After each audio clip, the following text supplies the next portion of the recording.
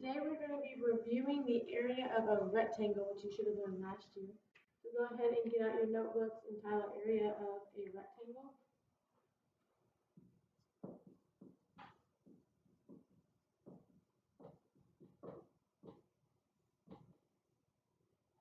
Okay, so first thing is we need to define area. What is the area of something?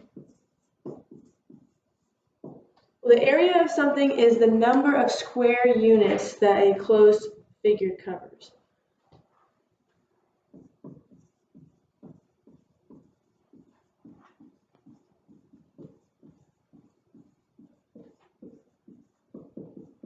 So what's a square unit? We use unit just to describe any measurement, like length. So you can have a square inch, you can have a square mile, you can have a square foot, right?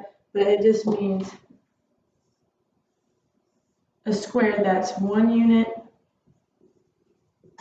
such as 1 inch, by 1 unit, such as an inch by an inch. And that makes it square that's an inch by an inch, or a foot by a foot, or a mile by a mile. So that is what a square unit is. We just use unit because we don't necessarily know what it is. Is it an inch? Is it a mile? So it's the number of square units that cover the surface of a closed figure.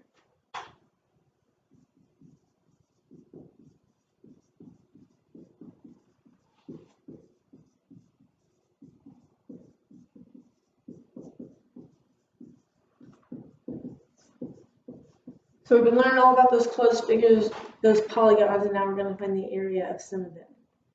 So we're going to start with the area of a rectangle.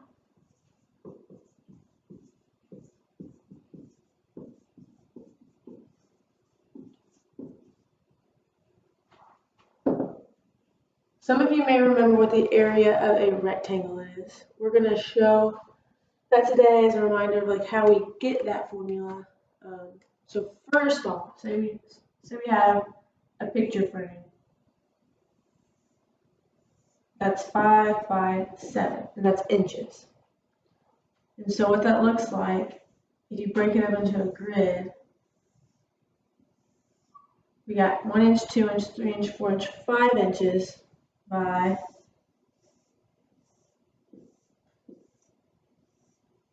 1 inch, 2 inch, 3 inch, 4 inch, 5 inch, 6 inch, 7 inches. So if we have this picture frame, or this picture that's 5 inches by 7 inches, what's the area of that picture?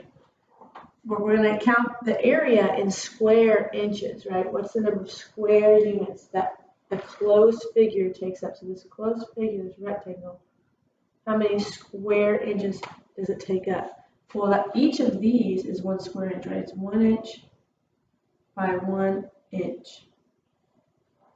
So each of those little boxes is a square inch. So how many of them are there? Well, we counted out 1, 2, 3, 4, 5, we got 5, 10, 15, 20, 25, 30, 35 square inches. Now, we could drop the grid each time and count them up to get 35, or we could just multiply the length times the width. Okay? So that is the area of a rectangle. Length times width. No, 7 times 5 is our 35. So length times width is the area of a rectangle. All right. So we're going to practice a few more.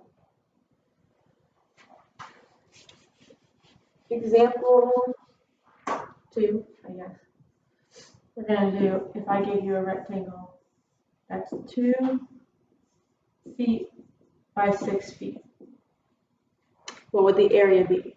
Well, you do length times width. It really doesn't matter which one you call length and which one you call width. You just multiply one side by the other side that's adjacent to it. And you get 2 times 6 equals 12 square feet. Sometimes you might see it written like this, 12 feet squared with a little 2. That means it's a foot by a foot, right? We learned about our exponents. It means foot times foot, which is how we get, we multiply 2 feet by 6 feet. So 12 feet squared felt 12 square feet. All right, sometimes it might get a little more complicated though, because we might have a fraction of a unit by a fraction of a unit. So, for instance, well, here, let me make it a square. Say we have a square mile. Someone's going to make a potato garden in that square mile somewhere. But the potato garden is not going to be the whole square mile. It's a lot of potatoes.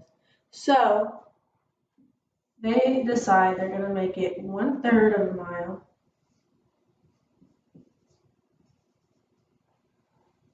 by half of a mile.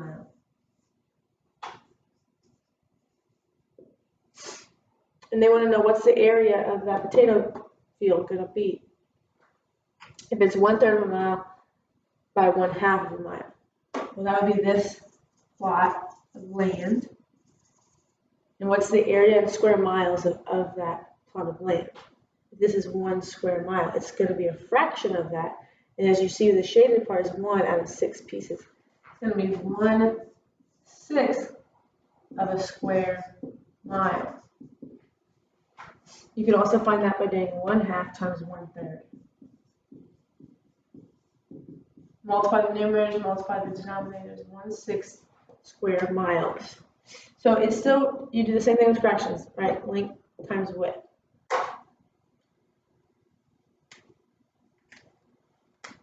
All right, I'm gonna have you guys try one, and I want you to draw the grid in it too, just to show. So if I give you 6 by 4, I want you to draw the grid so you can show each square foot. You show each square foot and how we get our answer, and then write the answer.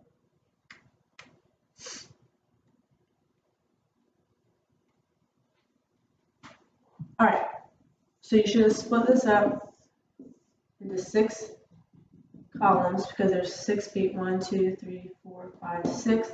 And this one gets split into 4. There's 4 feet this way, and now you can see, if you count them up, that's 24 square feet.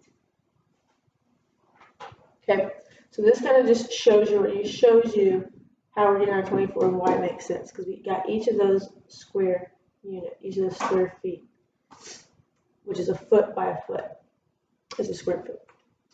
All right, one last thing. Sometimes I might tell you something like, Denise made a quilt that was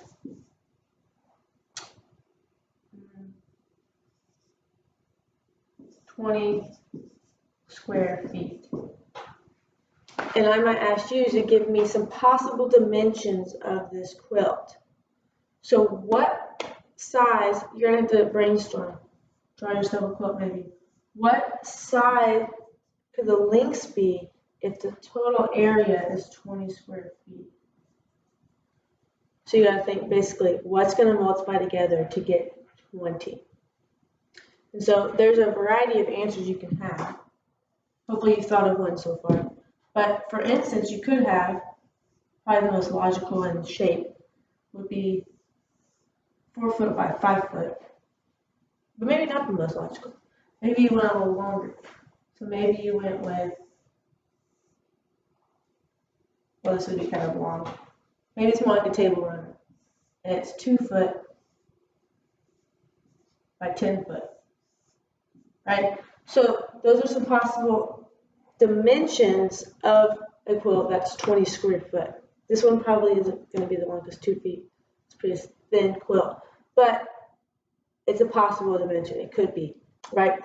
And so I might give you the square feet, the square miles, the square inches, and you can tell me possible side lengths of that rectangle.